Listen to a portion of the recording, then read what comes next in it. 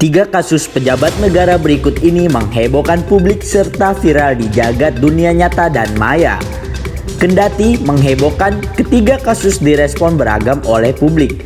Ada yang menuai kecaman, namun ada yang pula banjir pujian. Ketiga kasus tersebut adalah 1. Kasus Ferdy Sambo. Publik awalnya mengetahui kasus ini dari keterangan pers Humas Polri pada Senin 11 Juli 2022 lalu. Ketika itu, pihak Humas Polri menyatakan kasus tersebut terjadi tembak-menembak antara anggota Polri di rumah dinas Kadif Propam Irjen Ferdy Sambo di Duren 3, Pancoran, Jakarta. Hanya saja banyak pihak mulai Presiden Joko Widodo hingga publik menilai kasus tersebut janggal dan tidak percaya dengan kronologis yang dipaparkan Humas Polri. Publik pun marah dan mendesak agar kasus tersebut diusut secara transparan dan terang benderang. Setelah Kapolri membentuk tim khusus dan memakan proses yang panjang, akhirnya terbongkarlah kejadian yang sebenarnya. Ternyata kasus itu adalah pembunuhan berencana yang diotaki oleh Ferdy Sambo. Akibat ulah Sambo itu, puluhan anggota Polri lain turut bernasib sial dan menerima sanksi karena terseret dalam kasus obstruction of justice atau menghalangi proses hukum. 2. Kasus Effendi Simbolon. Politisi PDIP Effendi Simbolon banjir kecaman terutama dari kalangan anggota TNI. Melalui video yang beredar, para anggota TNI menuntut Effendi Simbolon meminta maaf secara terbuka. Bahkan seorang kopral TNI mengancam akan mencari Effendi sampai ke ujung dunia jika tidak maaf. Kemarahan anggota TNI itu dipicu kritik pedas Effendi dalam rapat dengar pendapat atau RDP Komisi 1 DPR RI dengan Kemenhan dan TNI Senayan, Jakarta, Senin 5 September 2022.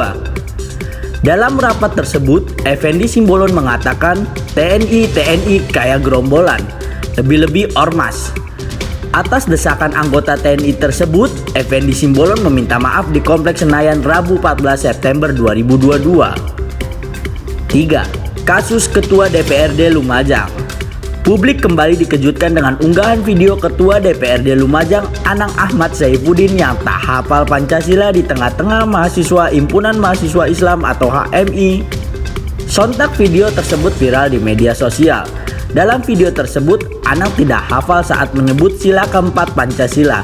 Ironisnya, dia juga salah untuk kedua kali dalam penyebutan pada pasal yang sama saat mengulanginya.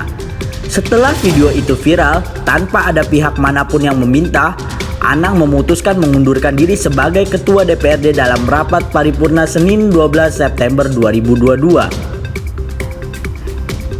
Ketiga kasus dari pejabat negara tersebut sama-sama menghebohkan dan viral. Kendati ketiga pejabat tersebut sama-sama meminta maaf atas kelakuan mereka, namun publik merespon ketiganya secara berbeda. Atas kasus pertama, publik dari segala kalangan marah dengan perbuatan kriminal Ferdy Sambo. Warganet kerap melontarkan kata-kata bengis, kejam, jahat, kelewatan, pengecut, tidak kesatria, dan kata-kata negatif lainnya yang dialamatkan kepada sosok Sambo, sang mantan jenderal bintang 2 itu. Begitu pula pada kasus kedua, sebagian kalangan terutama kelompok TNI marah kepada Effendi Simbolon.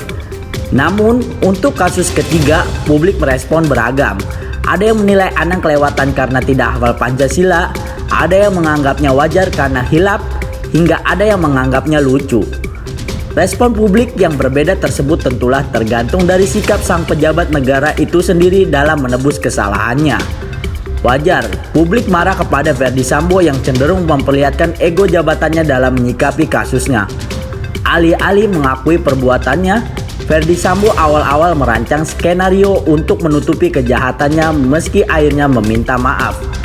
Begitu pula untuk Effendi Simbolon, jelas-jelas menunjukkan ego kekuasaannya sebagai anggota dewan dalam RDP. Kata-kata pedas Effendi Simbolon kepada petinggi TNI dan sejumlah ungkapan lain menimbulkan gejolak di masyarakat, terutama kalangan anggota TNI. Namun untuk kasus ketiga tersebut pengecualian.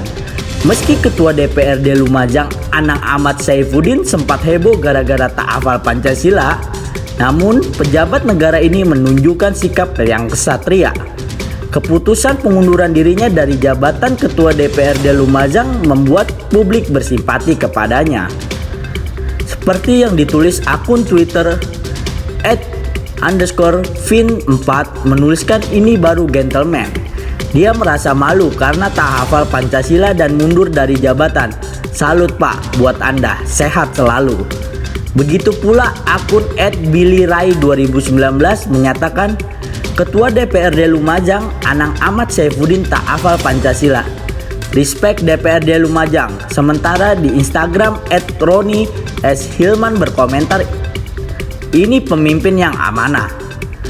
Seorang netizen di Twitter melalui @papa_loren menyatakan, salut.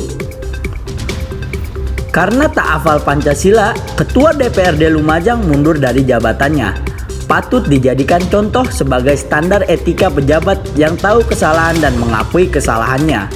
Sikap anak yang kesatria tersebut patut menjadi teladan bagi seluruh stakeholder penyelenggara negara. Siapapun suatu saat bisa bersalah, termasuk penyelenggara negara. Namun, bagaimana menyikapi kesalahan tersebut? Sudah saat seluruh penyelenggara negara belajar dari pejabat di kota kecil Lumajang ini. Sang ketua DPRD yang tak hafal Pancasila itu tak sekedar meminta maaf, tapi dia sangat malu dan rela melengsarkan diri dari jabatan elitnya.